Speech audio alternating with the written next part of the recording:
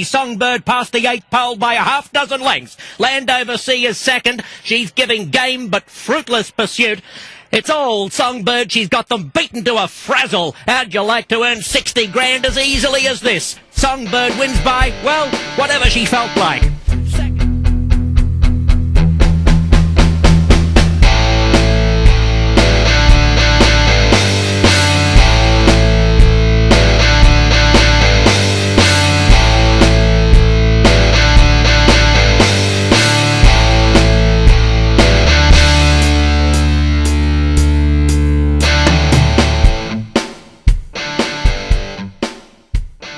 Bobby Shoemaker, Andrew Calvano. It's Tournament Talk on the Tournament Edge for Friday, April 8th. 4 races as always, 3 of which are Kentucky Derby preps. We're also throwing in the Grade 1 Madison at Keeneland. But Andrew, let's waste no time. Let's go to Aqueduct. Let's talk about the Grade 1 Wood Memorial. It's a mile and an eighth. Race number 10 on the card for 3-year-olds. A $1 million purse. A field of 8. In Shagaf, the 1 horse, is your deserved 2-1 morning line favorite. Yeah, and Bobby, the way I saw this race, I thought Shagaf really just got the luckiest of trips last time out into Gotham. Honestly, Bob, we were on that horse Laubin that day. He looked clear on what was a speed bias inside track. Like I said, looked clear. Shagaf rallied, went 3 wide, came on that 3 path in the stretch, rallied home. He looked impressive, but as looking more into the field, I'm not sure how much was really there.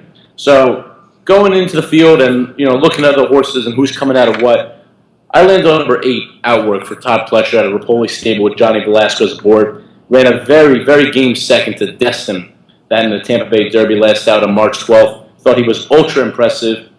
When you go 2 back on his Tampa, just clears the field by 4.5 in hand. With Johnny B aboard, so I'm just hoping the ship here. Todd Pletcher is not a stranger to the course. He's not a stranger to this type of ship. And Destin looked ultra impressive, and Destin made a name for himself. He put himself right in the top 5 of the Kentucky Derby entries, and no one else has a horse like that in their past performances in the running lines. So I'm just hoping Outwork is getting a good trip. He has the ability to stalk, and I think that's going to be the main key here because there's going to be a lot of speed to his inside with Matt King Cole. So if he has the ability to sit a length or 2 off the pace, Johnny will keep him in that pocket. This could be a winner right here. I thought that this was a very solid group, Andrew, for only 8 horses. Now, I'm not necessarily saying that these are horses, all of them that I think are contenders are going to move forward and be major players in a Kentucky Derby-like setting. But I do think it's a very good group that's going to have good summers and falls at Saratoga and Belmont. Back to Shagaf, I do believe he is as advertised to a certain extent. I mean, he's been well meant from the word go. Chad has handled this horse with kid gloves. He's took Irad everywhere with him for the intention of getting to the Kentucky Derby, and here he is, probably going to get in whether he wins this race or not. I think Adventus is a decent horse. You mentioned Matt King Cole, who's going to be on the lead. But in the end, you and I landed on the same horse in Outwork for a lot of the same reasons that you mentioned. This horse exceeded my expectations in the Tampa Bay Derby. We both talked about that race. I certainly didn't have Outwork as the horse that I thought was going to win it. And to be honest, when they turned for home, I thought Outwork was going to win the race. And this was this horse's first time going long, and his numbers improved significantly. I think you could tell that this horse did want to go 2 turns. Second time going 2 turns, it's Todd Pletcher, it's Johnny Velasquez. And if this horse makes another big move forward, which I think it's certainly within his realm, you're talking about a horse that I really honestly think could win the Kentucky Derby, because this horse was visually impressive, and I was satisfied to see the numbers come back to my liking. If he improves 16, 17 points for how I do the math, that would lead him 4th off the layoff, 3rd time going long. I think this horse is the real deal, and my gut says a huge step forward, and this horse is going to supplant himself as a major contender on the first Saturday in May. Yeah, without a doubt, and like we said, we talk about these top connections. Whenever Todd Pletcher teams up with any Rapoli horse, whether it be a claiming, an allowance, a stakes race, whatever, they always click. Especially when Johnny V's aboard, it's just a magical team. And Bob, you know me, I focus a lot on the New York circuit. I've seen this case multiple times, and I'm not just talking about this past winter meet in Aqueduct. You could look at this angle going back the last 5 years, ever since Rapoli really became a major name in the ownership business. I think he has every deserving right to take that step forward. Obviously, in his first start, he went 4.5 furlongs. He still won that race, but you could tell the horse wanted so much more. He hits 2 turns for the first time last out, ultra impressive, and today should be no different. The fear is, for us, that Matt King Cole is as fast as Outwork, which he appears to be on paper, and Outwork can't rate. Because if that's the case, Outwork and Matt King Cole, the 6 for the viewers out there, if they compromise each other, it's certainly going to set it up for Shagaf. And one thing that I'll disagree with you on in reference to Shagaf's last effort, I watched that race several times, and I understand that Irad was on the rail for a majority of the race. He did, however, have to swing out to the middle of that racetrack where it was very deep and no horse was doing any passing from that part of the racetrack, and did win the race on a part of the track that was not favoring any horse the entire day. I think that's why visually, Andrew, he didn't look that impressive. That's why he looked tired, because I think the racetrack was deep. I'm not taking anything away from this horse. It would not surprise me in the least if Shagaf wins this race and goes into the Derby, your second or third choice, considering it's Chad Brown and Irad Ortiz. I just think Outwork's race, as I mentioned, first time going 2 turns, was eye-popping. That tells me that maybe his ceiling is just a tad bit higher than Shagaf's, because Shagaf's had 3 chances, or 2 chances now, going 2 turns, I believe. It may be 3, but nevertheless, to me, he has not been visually impressive and then had the numbers to back that up the way Outwork did in a Tampa Bay Derby-like setting, first time going 2 turns. Yeah, and, kind of seeing it the same way. And, although I don't want to take much away from Shagaf, obviously, Aqueduct has always been a haven for speed horses. So, when you come off that rail and you swing like that, any other day at Aqueduct, you're saying to yourself, speed horse is going to win this race. There's no way he comes catching. And he did rally down. I'm just personally afraid that there wasn't too much more out of the top 2 out of that race. I completely understand. And, the fact of the matter is, you and I landed on a maiden that day in a graded 3 stakes race. That shows how weak the field was on paper. And we almost stole the race at a solid price. So, anyway, Andrew and I both on 8 Outwork at 5-2. I'll take $7 on a horse that I feel like has a ton of talent. So let's go to Keeneland, Andrew. It is opening weekend at Keeneland, and they certainly did not waste any time jumping out of the gate. Race 9 on the card at Keeneland is the Grade 1 Madison Stakes. It's 7 furlongs on the dirt, fillies and mares, 4-year-olds and up, a field of 13. Stock Charging Maria, the 12 horse, is your 7-2 morning line favorite. Andrew, you talk about a race that is a Breeders' Cup race in April. That is exactly what this race is. How do you see it playing out and why? Well, talking about the favorite, Stock Charging Maria, that was my single in the late pick 4 on the Breeders' Cup Friday. I thought she was much the best, always one of my favorite horses, just one of the best older girls in the Todd Pletcher barn. And not just last year, in this year too, this horse will continue running. It's going to have a good Saratoga. I just think the outside post is going to be too much of there because there's a lot more talent in this race. With that being said, I landed on number 5, Bird at the Wire. Throws the shades on for the second start out for the Proctor barn, and I think she's going to love the cut back to 7 furlongs of distance in which she's undefeated in. Gets Drayden Van Dyke, who has really had a rough couple months, but this horse, they teamed up very well 2-back. They didn't team back, I'm sorry, that was Mike Smith, but she ran a very well race 2-back in La Canada at Santa Anita. A race like that will definitely put her in the top 3. The numbers they're obviously average. You look at the numbers and you say, this horse really can't compete here. But, Bobby, we've been talking about this angle for a while now, the second time out for a trainer. I'm hoping I can stick with that here. Proctor brings her in on a 55-day layoff. Has her working very sharply for the spot. If she can stalk 3 lengths off, I think she's in the picture right away. She's going to run very game, and anything like that, La Brea, she's definitely in the picture here. I want to correct myself. It's not race 7. It's race 9 on the card. I read the race completely different than you, Andrew. I wanted something to be very close, if not on the lead, and I had the 5 as well as the Stop Charging Maria further back. I think that there's a lot of speed in here, but I wanted to be on or near the lead, and I landed on the 4-horse Sunday Rules for Phil D'Amato, who is on the verge of winning his first trainer title at Santa Anita. We'll see how things play out, but as we do this show, I believe he's beating Doug O'Neill by 3 wins at this point, and he's not going to ship a horse to Keeneland unless he thinks this horse has a big-time shot, because he would stay at Santa Anita with this horse and win another stakes race, which is what Sunday Rules just did last time out. I love this horse's last effort, but if you look at this horse's record, 6 times on the dirt, 5 wins, 5 convincing wins. You could argue just did not feel comfortable in that one loss. This horse won 7 furlongs. It was very successful at 6. The numbers got stronger as the horse went out when it was in a blowout win. Horse won 7. I think 7 hits it between the eyes. I don't know how much speed in here is faster than the 4. I know that there is a lot, but I think this is the speed of the speed. I'll take Phil D'Amato. I'll take Edwin Maldonado. I'll take 4 furlongs in 47 3/5 on April 4th at Keeneland, which lets you know this horse has no problem with the ship. 8-1 on a D'Amato horse in a race like this, I'll take it all day. I'm a big fan of Sunday Rules, and I'm going to hammer this horse at the window on Saturday, not to mention my tournament play.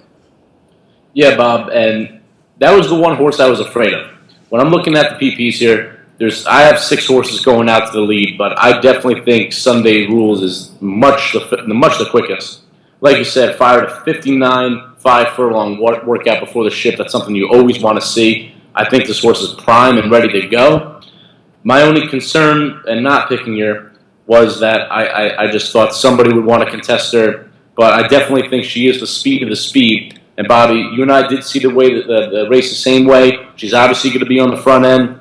And, if she opens up a little bit, that may be it, because the other speed horses, although they've shown some speed, they fade back pretty quickly.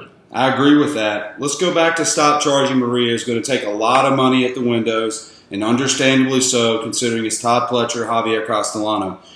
This horse ran in this same exact race off of a very similar layoff last year and went 7-path and lost by half a length.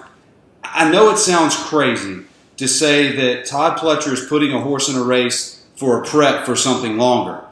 But I just don't think that 7 furlongs is this horse's skill set. It's proven. This horse wants a mile and 1/8. She's undefeated last year at a mile and 1/8 with 4 wins. Last year, he puts her in the Madison. She rattles off 4 consecutive victories. This year, he's going to put her in the Madison. I don't doubt for a second that she'll finish in the money and give Todd some kind of paycheck, which is probably what he's looking for. But I just don't believe that this horse is being put in this race well meant to win. Too much talent in here. She's going to have to come from too far out of it. She's going to have to give up too much ground. It's going to be a very similar situation to last year. And to be honest, in my opinion, I think this field is more talented than the one last year in which she got beat in as well. So I get it. Take the money. She's going to take a lot of money. I get all that. I think Todd, with the horses he has, older horses, is primed to have one of the best summers that he's had in a long time, if that's even possible. And she's going to make him a lot of money this summer. Just not here. I think you need to be on or near the lead, and I think Sunday Rules is the horse to beat at a very good price with a trainer that I'm becoming to really be a huge fan of. Yeah, without a doubt. And Phil D'Amato, what he's doing out there at Santa Anita, is just absolutely superb. Like you said, in the running for the trainer title, he's pretty much going to win it, should he hold off Doug O'Neill. But, definitely a horse to be respected, Bob. I think we find ourselves on 2 prime horses. We know Sunday's Rules capability. If she has her own way, that's how she's going to win the race. Only one time has she not won, and that one time she finished the game 3rd. So, always time to improve here. But I think the horse is in peak form. I'm just kind of hoping from my aspect, Bob, There's a little more of a speed tie, and then we get the 5 Bird at the Wire. Just to finish in the money. Definitely going to be my tournament play. If she wins, she wins, but I think the odds are going to drift up, and that's why I landed on her. Bob, if you notice in this race, and all the races we're talking about, there's going to be a lot of wet tracks. Yes. Here at Keeneland, here at San Anita, and most likely at Aqueduct. Not many horses in this Madison have faced a wet track. Do you think that opens the race up even more with horses that don't know what they're doing over a sloppy course? Absolutely. I mean, you don't know. Obviously, you can look at pedigree and try to make an educated guess, but you're not going to know what these horses can do on surfaces like that until they actually get on it. Now, one good thing about Keeneland, since we're talking about this racetrack right now, they got the best drainage system in the country. Yeah. Once they put in the new dirt, it's been well documented. I mean, I saw it last year come down in buckets on a Thursday, and the next day they were fast. And it wasn't a Gulfstream fast where they say it's fast or firm, and we all know that it's not. Exactly. It's a legitimate racetrack from a drainage perspective, and I believe that we have a shot to get this on a fast surface. Wanted to ask you about another horse because I'm sure our listeners and viewers are thinking, why haven't they talked about Wavell Avenue, the 3-horse? Now, this horse won a Breeders' Cup race last year from off the pace, beat a very good horse in La Verdad, beat a very good horse in Taurus, even was steady and came on to win. Chad Brown, Julian Leparoux. We can't move on from this race without mentioning Wavell Avenue. What are your thoughts on this horse? Why did you decide not to go this way? Is it pace? Is it off the layoff? Your thoughts on the 3-horse Wavell Avenue? Now, I know in the Breeders' Cup race, obviously you have so many horses that your trip is going to be different than obviously all prior races because you're racing not 10 horses, whatever. Now you're racing 15 horses. But the way she came back, she looks to me like a deep, deep closer. Although going back, you see that she's right off, through a quarter, she'll be three lengths off.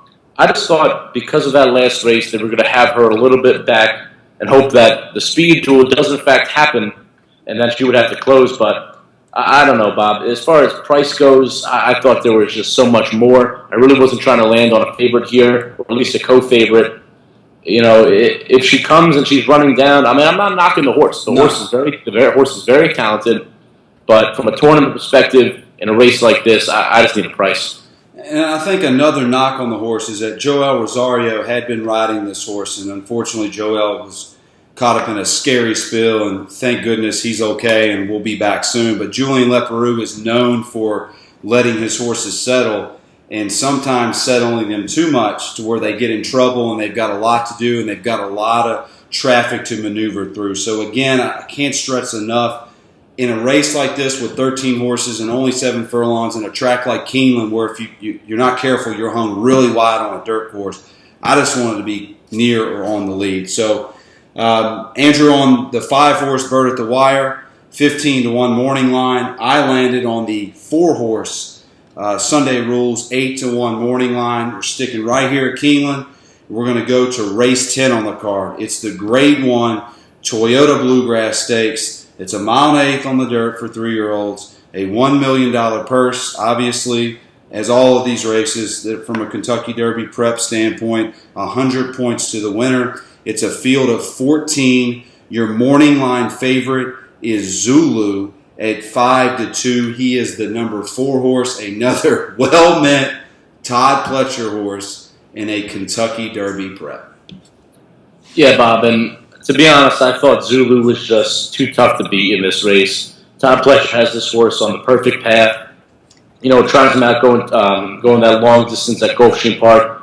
Finishes 2 1/4 behind Mohaymen. Although Mohaymen did not come back to run a valuable Florida Derby, you can obviously make the argument of the trip, of the sloppy track, whatever it may be, but you're not knocking Mohaymen. So, flattered that comes back, looks primed, came in a couple of good workouts, not eye-popping, but they were decent, something you would always kind of see on Todd Pletcher's sheet. I didn't see the field that exciting outside of Zulu as far as the price. I just really thought this was the winner. It's going to sit a perfect picture should be right off the pace, if not on it. It depends what Johnny Castellano wants to do here. I think the rider switch, I'd rather have Johnny V aboard, but Castellano obviously here with Johnny V up at Aqueduct should be no problem. Blinkers on was a question for me, Bob. I don't know about you. Yep. A little curious on that, but other than that, the one horse I did want to speak about, and I think is a good horse to wheel under some tries, some exactas for those vertical players out there, is number 11, Cards of Stone. Has a lot more speed than some may think. A 92 buyer last time out actually matches Zula perfectly. Paco's best when he's on the front end. The first time out for Todd Pletcher, just absolutely crushed him. 2 back in the gander, was slammed at the break and was fighting the rush to the lead, just failed right away. Out of any horse that's above 11-1, I really thought this was a horse you can make a case for underneath. If a slow race last out, he was eased in the final furlong. I know that race kind of is 2 seconds faster than the first time he ran at that distance. So, Bobby, is that something that worries you as far as when you look at numbers? When you say, okay, the horse won by 13 lengths. He ran 3 seconds, 2 seconds slower than the last time at this distance, but he was in a hand ride for the last furlong and a half. Does that play anything into your numbers? No, I think you have. That's why video is so important. Yeah. I mean, that's why when I see races that intrigue me or jump off the page, I go back and see how the race played out. And there are a lot of times on the show where I say, look, he won by this, he got this number, but it could have been greater. But the jockey looked behind him and saw nobody coming and said, why use this horse up for something bigger? I didn't go with the 11. I think the 11 is compromised from inexperience, class, and an outside post. But in no way, shape, or form should this horse be 20-1 off that last effort. That horse won by 13. That horse could have won by 17. And this horse could have gotten better numbers than what it got. To your point, the speed angle, will he compromise himself? And I think that there are other horses that do the same thing but do it better. And that's my thoughts on that scenario. Oh, yeah, without a doubt. And there's obviously going to be some more speed. And Bob, our horse appears once again here. That's Laubin, number 7. And obviously, he's going to go right out to the lead. Still a maiden, 1 of 3 in this race. But out of all the maidens, I think this horse should be a winner by now. So not to knock off, talked about this horse for the last couple of weeks. I think that's also a horse you have to use underneath. But I don't know, Bob. I'm stuck on Zulu. Did you find a price in this race? Unfortunately, I did not. I landed on Zulu as well, but I'm going to be forthright. It's a very tepid pick because of the odds. I don't like 5-2, but I really don't like anything in this field. Now, we just talked about the Gotham a few moments ago. There's only 8 horses in that race. I think 3 of those could come here and win this race. I don't think that this field, even with 14 horses in it, is really that strong. And I landed on Zulu because of the effort against Mo Heyman. Now, I understand Mo Heyman's effort was ho-hum, but again, Mo Heyman would come to this track against these horses and beat them 9 out of 10 times, in my opinion. And I just think Zulu will set right off the speed, if not beyond the lead. The blinkers are concerned because, like I said, I'm not hell-bent on taking the 4. I'm certainly not going to bet the 4 at the window. But this is the most logical and most likely winner for a plethora of reasons. Best trainer in the country, best jockey in the country, faced one of the best 3-year-olds in the country last time out, first time going 2-turn, and really ran a solid race for that effort. So this is the horse to beat. But I'll tell you this, if blinkers calls this horse to run erratic and he goes to the front end and he goes out there with the 11 and he goes out there with Laubon the 7, he's going to compromise himself and get himself beat. And that's what I know. It's very awkward and strange to be sitting here criticizing Todd Pletcher because I think he's the greatest trainer maybe in the history of our sport, certainly the best that I've ever seen. Yeah. I don't understand why he's putting blinkers on this horse. This horse ran good enough to beat this field off his last effort without blinkers. The horse did not act crazy down the lane, did not act erratic. I thought that's why you put blinkers on a horse to have the horse concentrate. The horse just got beat by Mo Heyman, who up until last weekend, people were thinking was God's greatest gift to horses. So I question that. But again, Zulu by default, and Lauban. Look, this horse got a lot of speed and proved it at Aqueduct. I thought proved it in the Sham out west. I think it runs 4-7 or 7-4. And that's how I see it playing out, but a very tepid 5-2 morning line. In fact, Andrew, I thought Zulu would be the favorite.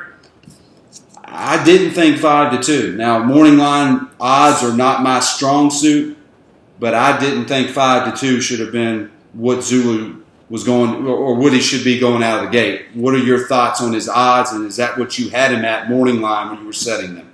Yeah, I was kind of swinging 3-1, a little 7-2, but I mean, you have some horses in here that should be 50-1, should be 20-1, and 5-2. You're not getting 5-2. I'll tell you that, Bob. You're going to get closer to 7-5, 8-5. Hopefully not at even money, but definitely not 5-2.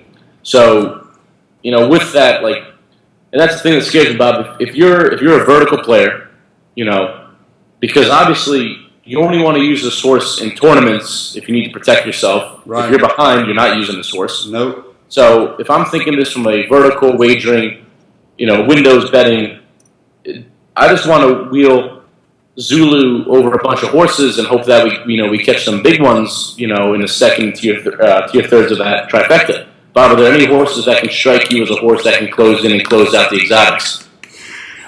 That's a great question, Andrew. Although I'm going with a lot of speed here, and it looks like it's going to be a hot pace, I think the 11 horse is the horse that you have to use underneath at 20-1, not just because it's Todd Pletcher, it's because of that last effort. And we don't know what the ceiling is on this horse. Was it just because he freaked out at Aqueduct on the inner and didn't face anything? Or was it because this horse is a legitimate threat in graded stakes races from this point forward? I'm going to be critical of a horse that I know is going to take a lot of money, and I wouldn't bet a dime. And that is the 14 horse, My Man Sam. It's going to be bet because Chad Brown is Chad Brown, and Julian Leparoux is probably the hottest jockey in the country right now, or was at Gulfstream Park. Sure was. I just think the horse, it's really going to have to be a pace meltdown for that horse to win. And you're telling me 14 posts, and the pace has to be exactly what this horse needs, and he's going to have to work out the best trip, and he's going to have to go wide to do it. I'm telling you, 10-1 morning line on that horse, you're not going to see it. And I think the horse is going to be bet in half. And if he wins, tip the cap. But I'm not touching that horse. And I just don't think that horse is going to live up to expectations in this race. I agree, Bob. And we talked about in recent tournament talks, this is a one-shot closer. And what do closers do, Bobby? They find trouble. Find trouble. So, Julian Leparoux, who I hate to be critical of, kind of finds himself in trouble a little too often. That's going to hurt the horse. And at 10-1, sure. At 5-1, that's really going to hurt a lot of players. Right. It's a tough one to bet straight up. I suggested stay away from the horse as well. And just because of that, it's he hasn't faced a big field like this. No. And it's going to be a new environment for this horse. And 5-1, which we're going to get, is just not worth it. Lastly, before we move on to the Santa Anita Derby, Cherry Wine was a very publicized horse at Gulfstream Park. Dale Romans, on numerous occasions in the media, raved about this horse, said, don't leave this horse out of Oaklawn Park when it came to running in the Rebel Stakes, and just didn't pick up its feet. I mean, lost by 4 3/4 lengths. And I think the form actually makes this horse look better than what he actually was in that effort. Yeah. Your thoughts on Cherry Wine? Any chance to round out the exotics? Do you like this horse's future at all? To round out the exotics, sure. I think the horse has every reason to improve here, second off a layoff. The Rebel was a tough race. I know I had the winner here, but it was just a weird race. So I don't want to take too much off of Cherry Wine there. I don't want Cherry Wine winning this race. But, I mean, this is a horse where, you'll see down the road in the summer. Going to make a little bit of impact, but to round out the exotics today, I can give him a chance. But to win the race straight up, I just think there's some stronger horses. So Andrew and I both land on the same horse once again, but certainly not as confident as we would like to be. The 4-horse Zulu 5-2 morning line. So now we're going to move on to the Santa Anita Derby. It's race 8 on the card. It's another grade 1. It's another 1.8 miles on the dirt. It's another $1 million purse. It's a field of 10. The 3-horse Danzig Candy is your 9-5 morning line favorite. I think another deserved morning line favorite. Did you find anything to beat what could be a front-running superstar?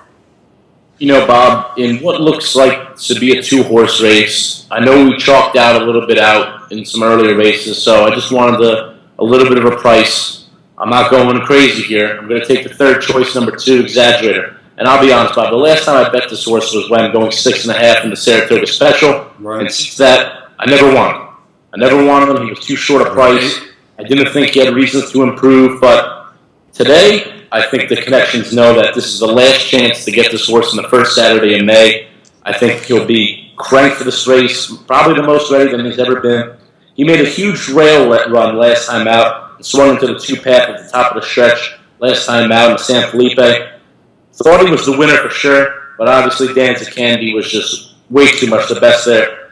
Broke slow last out, was 9 lengths out very early on.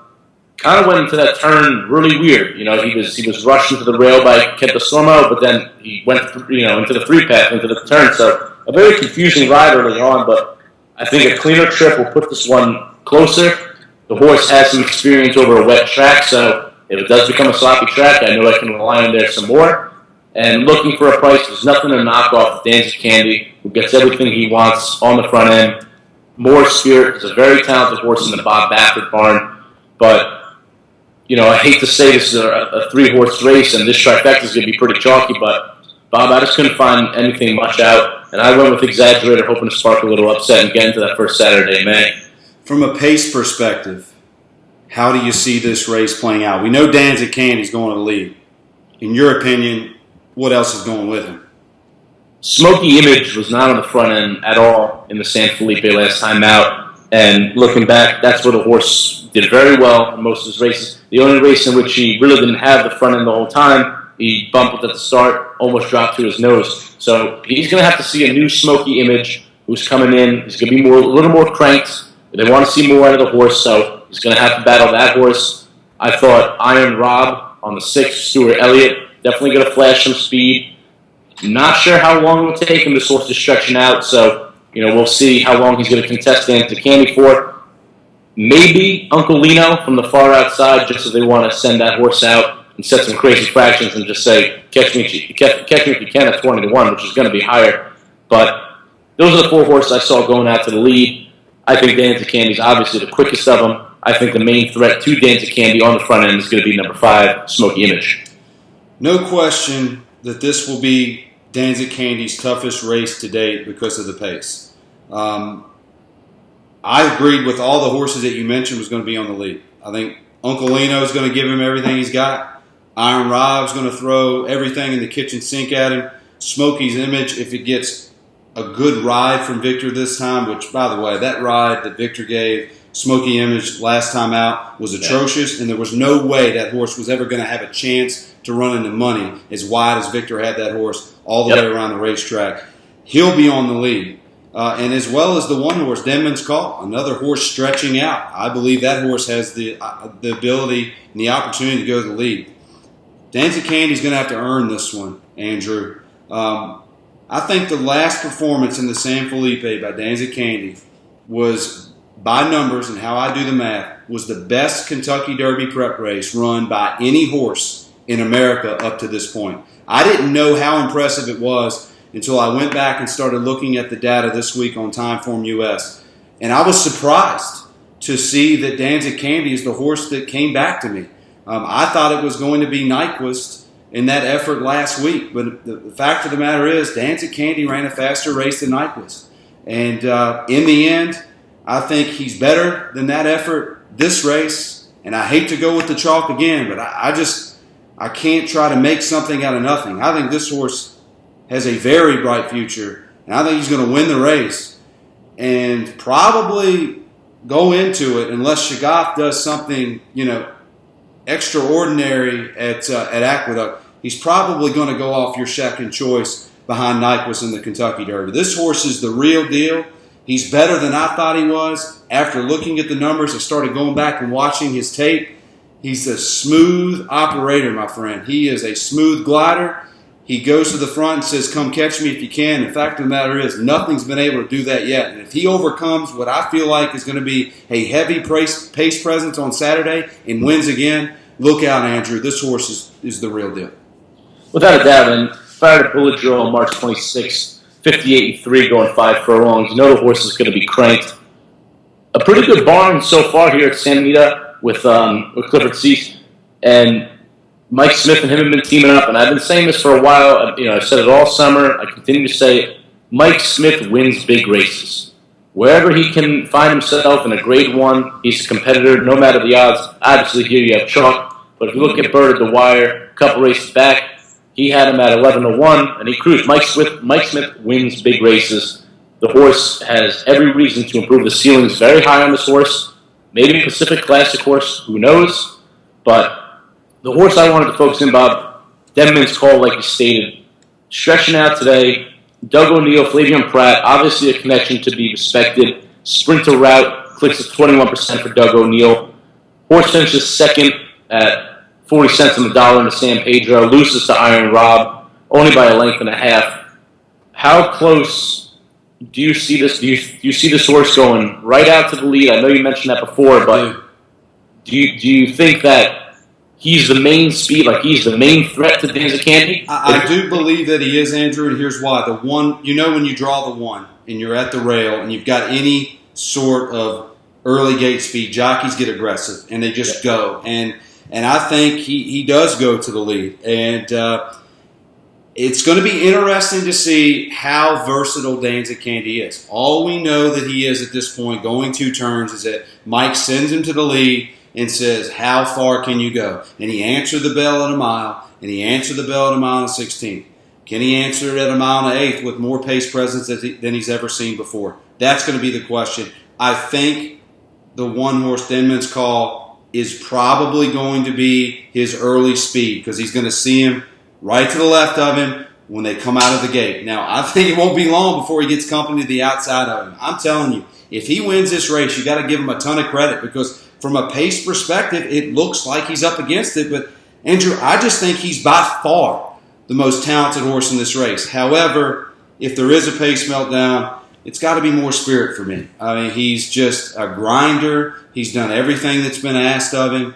He'll set a very good trip. There's going to be no question about that. And you can't ask for a better big-time jockey than Gary Stevens. He's been here and done that in races like this to get horses into the big dance. But in the end, I think Danza Candy is a very good horse. And I think he could be even better than very good. And this race on Saturday is going to tell us a lot about how good he is. Without a doubt, Bob. And as we look forward to the Kentucky Derby, we've been saying for a couple weeks on the show that there's so much more than Mohaymen and Nyquist. And everybody, whether it be on television, in the papers, whatever's on Twitter, whatever it may be, it's all Nyquist, it's all Mohaymen. Now, granted, those are 2 very strong horses, and what Nyquist just did in the Florida Derby is obviously to be respected and some. But there's so much more, and Bob, with horses like Danza Candy, horses like More Spirit, horses like Exaggerator, we go to the Bluegrass, we see Zulu, we go to Aqueduct, we see Shagaf, we see Outward. There's so much more, and I think that's when horse players are really going to come to focus and say, wow, this isn't a walk in the park for Nyquist and Mohaymen. They're really going to see some talented horses this week. I would have disagreed with you until I went and done my homework earlier this week and realized that they really aren't that far ahead of the other horses that we just mentioned, especially Mohaymen. And like I said, I went into that data research thinking that probably Nyquist was going to be the horse that jumped off the page, and that was far from the truth. I mean, these horses are bunched together, and I think we're going to see a horse give its best effort this week and lead it into the first Saturday in May. So that's going to do it for this week's edition of Tournament Talk on the Tournament Edge. As always, we hope you found you a lot of winners.